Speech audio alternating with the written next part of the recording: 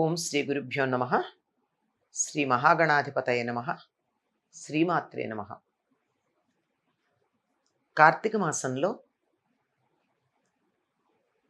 వనభోజనానికి, ఉసిరి చెట్టుకి, పురాణ శ్రవణానికి చాలా ప్రాధాన్యం ఉంది అని చెప్తూ, ఎవరైతే ఉసిరి చెట్టు కింద సాలగ్రామానికి అభిషేకం చేసి విష్ణు సహస్రనామాదికాలు పఠిస్తారో, ఆ పైన ఆ ఉసిరి చెట్టు దగ్గరే పురాణ పఠనం కానీ, ప్రవచనం కానీ, శ్రవణం కానీ చేస్తారో అటువంటి వారికి ఉత్తమ గతులు లభ్యమవుతాయి. వనభోజనం అంటే అన్ని వృక్షాలు ఉంటాయి, కానీ ప్రధానంగా ఉసిరి చెట్టుకి ప్రాధాన్యం ఉంది. ఉసిరి గురించి మనం చెప్పుకున్నాం, ఎందుకు ఉసిరి చెట్టుకి ఇంతటి ప్రాధాన్యం ఉంటుంది అని. పైగా ఈ సమయంలో కార్తీక పురాణం ఒక్కటే పారాయణ చెయ్యాలా అంటే కాదు. కార్తీక పురాణం చేయొచ్చు, అదంతా కొద్ది సమయమే కదా. నెల రోజులు చెయ్యాలంటే రోజుకి కొంచెం సేపు చదివితే కూడా అయిపోతుంది. కానీ అధికమైనటువంటి సమయం ఉండాలి అంటే కనీసం గీతా పారాయణ చేయమన్నారు. భగవద్గీత మొత్తం చదవడం కుదరకపోతే ఒక అధ్యాయం కాకపోతే కనీసం ఒక్క శ్లోకమైన అందులో కించిదధీత భగవద్గీత అని కదా మనకు ఆదిశంకర్లు కూడా చెప్పింది. కొద్దిగానైనా సరే భగవద్గీత పారాయణ చేసిన సత్ఫలితం ఉంటుంది. అలాగా చెట్టు కింద కూర్చుని ఈ పారాయణ చేస్తే ఏ రకంగా శివశర్మ తనకున్న ఎలుక జన్మ నుండి ఒక కిరాత జన్మ నుండి ముక్తి పొందారో గనక తెలుసుకున్నట్టయితే దానికి ఉన్న మహాత్మ్యం తెలుస్తుంది అని అన్నాడు. మన కథలన్నీ గమ్మత్తుగా ఉంటాయండి. ఆ తర్వాత చెప్పబోయే కథకి ఉపోద్ఘాతంగా ఒక మాట చెప్పి వదిలేస్తారు. అప్పుడు వింటున్న వారికి గనక కుతూహలం ఉంటే అదేదో మాకు చెప్పరా అని అడుగుతారు. అడిగించుకుని చెప్పడం అన్నది ఒక విశేషం. అడగకుండా చెప్తే విలువ ఉండదు కదా. అంచేత ఆ సంగతి నాకు తెలియచెప్పవలసింది అని చెప్పి జనక మహారాజు అడిగితే దానికి వశిష్ఠుల వారు చెప్తున్నారు.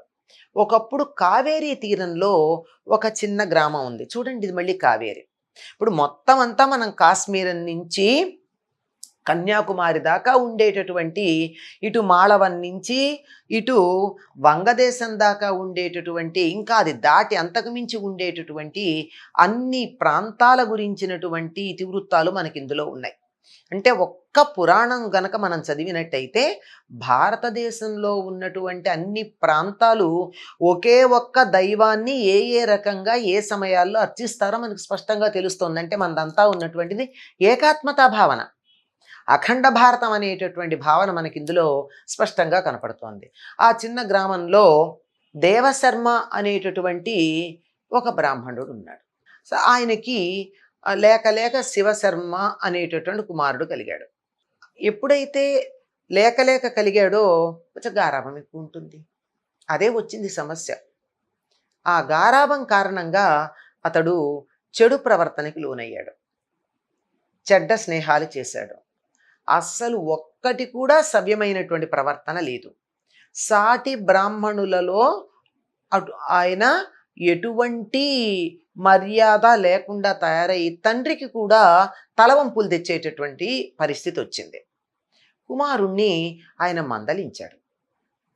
తండ్రికి తప్పదు కదా చెప్పాలి, ఒక వయసు వచ్చాకన్నా కుమారుడికి యోగక్షేమాలు కావాలి అని అనుకున్నటువంటి వాడు, అయినా నువ్వు అసలు నీ ప్రవర్తన ఏం బాగుండలేదు, అన్ని మాట అటుంచు, కార్తీక మాసం వచ్చింది కదా, ఒకసారి కార్తీక మాసంలో నదీ స్నానం చెయ్యి, అన్నిటికన్నా కావేరి చాలా పుణ్యప్రదమైనటువంటి నదిగా భావించడం జరుగుతుంది కదా, ఒకసారి నదికి వెళ్ళు, స్నానం చెయ్యి, ఆలయానికి వెళ్ళి కార్తీక దీపం వెలిగించు, అక్కడ చెప్తున్నటువంటి పురాణాన్ని విను, ఇన్ని చెడ్డ పనులు చేశావు కదా, కనీసం ఈ పనులు చెయ్యి అని తండ్రి బతిమాలాడు.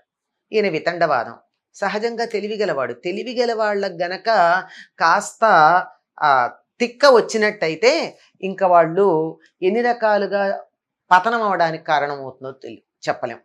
ఒక సామాన్యమైన తెలివితేటల గలవాడు చెడ్డ మార్గంలో వెడితే చెడ్డ మార్గంలో వెడతాడు.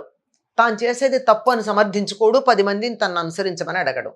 కానీ తెలివిగలవాడు చెడ్డ మార్గంలోకి వెళ్ళాడంటే వాడిని 10 మంది అనుసరించటము ఉంటుంది, వాడు తాను చేసేది సరైంది అని సమర్థించుకుంటాడు.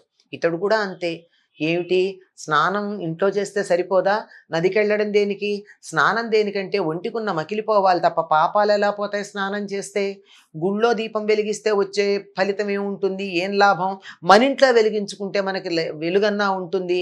ఆ కూర్చుని ఊరికే వృధాగా వాళ్ళు చెప్తున్నటువంటి పురాణం వింటే ఏమొస్తుంది? ఇదంతా అనవసరం అని తలతిక్క మాటలు చెప్పడం మొదలుపెట్టాడు.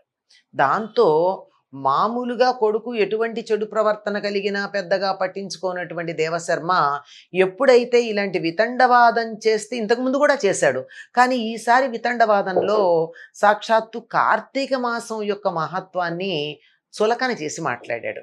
ఇది ఆయన తట్టుకోలేకపోయి, నువ్వు జ్ఞానం లేకుండా నీకు తెలిసింది మాత్రమే జ్ఞానం అనుకుని ఒక తొర్రలో ఉండిపోయినట్టుగా ఉండిపోయావు గనక నువ్వు రావి చెట్టులో ఎలుకై ఉండు అని చెప్పించాడు కొడుకుని.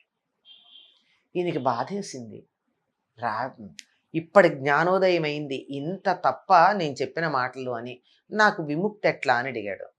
ఎప్పుడన్నా ఎవరన్నా కార్తీక మాసం యొక్క మాహాత్మ్యాన్ని చెబుతూ ఉంటే ఆ పురాణం వింటే నీకు ముక్తి లభిస్తుంది అని. సరే ఏం చేస్తాడు, చేయగలిగింది ఏం లేదు. ఎలుకయ్యాడు, వెళ్ళి ఆ చెట్టు తొర్రలో, ఆ గ్రామానికి సమీపంలో ఉన్న అడవిలో ఉన్న ఒక రావి చెట్టు యొక్క తొర్రలో ఎలుకై ఆ జీవితాన్ని అట్లా గడుపుతూ ఉన్నాడు. అలా ఉన్నటువంటి సందర్భంలో ఒక కార్తీక మాసంలో విశ్వామిత్ర మహర్షి కావేరీ నదిలో స్నానం చేద్దామని బయలుదేరి వెడుతున్నాడు. అలా వెడుతూ ఉంటే ఆయన కొద్దిగా అలసట అనిపించినట్టుంది, శిష్య సమేతంగా వెడుతున్నాడు. ఈ ఎలుక ఏ చెట్టు తొర్రలో ఉందో ఆ చెట్టు కింద శిష్యులతో పాటు విశ్రాంతి తీసుకుంటున్నాడు. అట్లా విశ్రాంతి తీసుకుంటూ, విశ్రాంతి సమయాన్ని కూడా సద్వినియోగం చేస్తారండి మహర్షులు, దాన్నేం దుర్వినియోగం చేయరు. నడిచి వెడుతూ ఉంటే అలసటగా ఉంటే శరీరానికి మాట్లాడడానికి ఏమైంది, అక్కడ కూర్చుని కార్తీక పురాణాన్ని, అందులో కార్తీక మాసం యొక్క ఘనతని శిష్యులకి వివరించి చెప్తున్నాడు. ఎందుకంటే వాళ్ళు ప్రయాణం చేస్తుంది కార్తీక మాసం. ఆ సమయంలో అక్కడికి ఒక కిరాతుడు వచ్చాడు. వాడెందుకు వచ్చాడు, ఇక్కడ వీళ్ళేవో మూటలు పెట్టు కూర్చున్నారు, ఈ మూటల్లో బాగా ధనం ఉన్నట్టుంది, అది కాస్త వాళ్ళ దగ్గర నుంచి సంగ్రహిద్దాము అని వచ్చాడు. ఈ మూటల్లో తినుబండారాలు ఉన్నాయి, తిందాం కదా అని చెప్పి ఎలుక తొర్రలోంచి బయటకు వచ్చింది.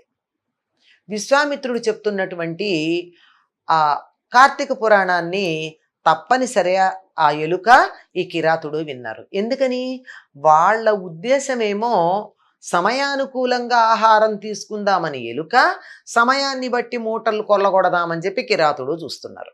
కానీ అక్కడికి వచ్చి విశ్వామిత్రుడు చెప్తున్నటువంటి కార్తీక మాసం యొక్క మహత్వాన్ని గురించి వినేటప్పటికీ ఎలుకకి తన పూర్వజన్మ గుర్తొచ్చింది. ఎలుక జన్మ పోయి అతడు బ్రాహ్మణ కుమారుడుగా మారిపోయాడు, శివశర్మ అయిపోయాడు. ఈ కిరాతుడికి ఏం జరిగిందంటే, ఇతడికి కూడా తన పూర్వజన్మలు, తాను చేసినటువంటి పనులు గుర్తొచ్చి ఇక తాను చేయవలసినటువంటి కర్తవ్యం గుర్తొచ్చింది. ఈ ఇద్దరికీ ఇటువంటి సత్ఫలితం కలిగిందన్న సంగతి కూడా అటు విశ్వామిత్రుడికి కానీ శిష్యులకు కానీ తెలియదు.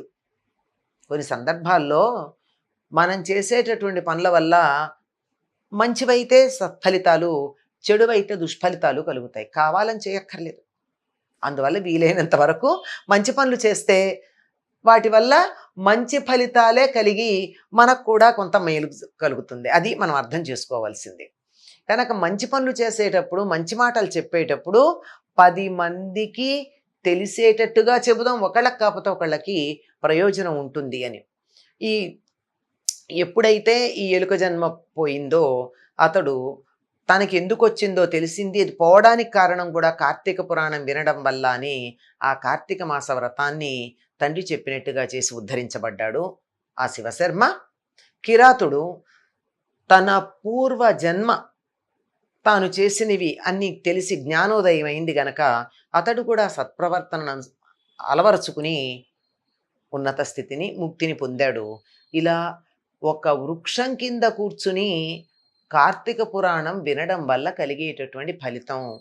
అందువల్ల ఈ కార్తీక మాసంలో వనభోజనాలు చేసి, వనభోజనాలంటే అక్కడికి వెళ్ళి భోజనం చేసేసి మనం రకరకాల కార్యక్రమాలతో సమయాన్ని గడిపేస్తాం. వనభోజనాలకెళ్ళామంటే మంచి మాటలేమి ఉండవు. రకరకాల ఆటలు, పాటలు, వినోదాలు ఉంటాయి. అవి కాదు.